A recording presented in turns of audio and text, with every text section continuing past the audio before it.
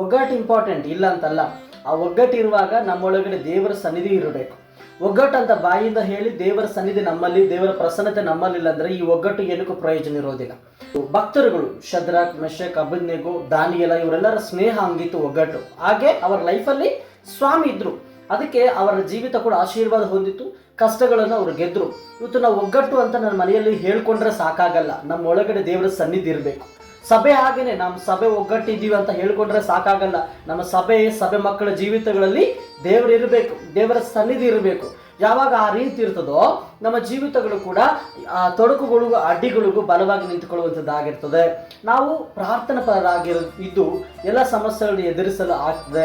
ಈಗ ನಮ್ಮೊಳಗೆ ದೇವರ ಸನ್ನಿಧಿ, ದೇವರ ಸಹವಾಸ ಇಲ್ಲ ಅಂದಮೇಲೆ ಹೇಗೆ ನಾವು ಗ್ರೋತ್ ಆಗಲಿಕ್ಕೆ ಸಾಧ್ಯವಾಗಿರ್ತದೆ? ಇವತ್ತು ನಾನು ಚೆನ್ನಾಗಿದ್ದೀನಿ, ನಾಳೆ ಪರಿಸ್ಥಿತಿಗಳು, ಮುಂದಿನ ಸಮಯ ಪರಿಸ್ಥಿತಿಗಳು ಪ್ರತಿಕೂಲವಾಗಿ ಯಾವ ದಾರಿಯಿಂದ ಆದರೂ ಬರ್ಬೋದು. ಓಕೆ, ಅದು ಹಣಕಾಸಿನ ವಿಚಾರ ತೊಂದರೆ ಬರ್ಬೋದು, ಆರೋಗ್ಯದ ತೊಂದರೆ ಬರ್ಬೋದು, ಮನೆಯಲ್ಲಿ ಸಮಸ್ಯೆಗಳಿಂದ ತೊಂದರೆಗಳು ಬರ್ಬೋದು, ಸಂಬಂಧಿಕರ ಸ್ನೇಹಿತರಿಂದ ತೊಂದರೆಗಳು ಬರ್ಬೋದು. ರೈಟ್, ಎಲ್ಲ ಪರಿಸ್ಥಿತಿಗಳು ಬಂದಾಗಲೂ ಕೂಡ ನಾವುಗಳು ನಮ್ಮಲ್ಲಿ ದೇವರ ಸನ್ನಿಧಿ, ದೇವರ ಪ್ರಸನ್ನತೆ ಇದ್ರೆ ನಾವೆಲ್ಲ ಒಟ್ಟಾಗಿ ಐಕ್ಯಗೂಡ್ತೀವಿ. ಯಾವಾಗ ನಾವು ಒಟ್ಟಾಗಿ ಕೆಲಸ ಮಾಡ್ತೀವಿ, ಒಗ್ಗಟ್ಟಲ್ಲಿ ಬಲದಿಂದ ನಾವು ಬರುವಂಥ ತೊಂದರೆಗಳನ್ನು ಕೂಡ ನಾವು ಎದುರಿಸಲು ಆಗುತ್ತೆ. ಆ ತೊಂದರೆ ನಾವು ಒಟ್ಟಾಗಿ ಜಯಿಸ್ಬೋದು.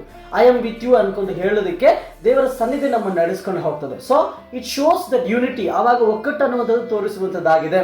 ಇವತ್ತು ಕೂಡ ಹಾಗೇನೆ ನಮ್ಮ ಜೀವಿತದಲ್ಲಿ ಇರುವಂಥ essence, what is inside of us, ನಮ್ಮೊಳಗೆ ಇರುವಂಥದ್ದು ಬಹಳ ಮುಖ್ಯವಾದದ್ದು. ಅದು ನಮ್ಮನ್ನು ಗೆಲ್ಲಿಸುವಂಥದ್ದು, ನಡೆಸುವಂಥದ್ದು, ಬಲಪಡಿಸುವಂಥದ್ದು. And that is only belongs to God. ದೇವರಿಗೆ ಸಂಬಂಧಪಟ್ಟದ್ದು ನಮ್ಮಲ್ಲಿರುವಂಥ ದೇವರ ಸನ್ನಿಧಿ.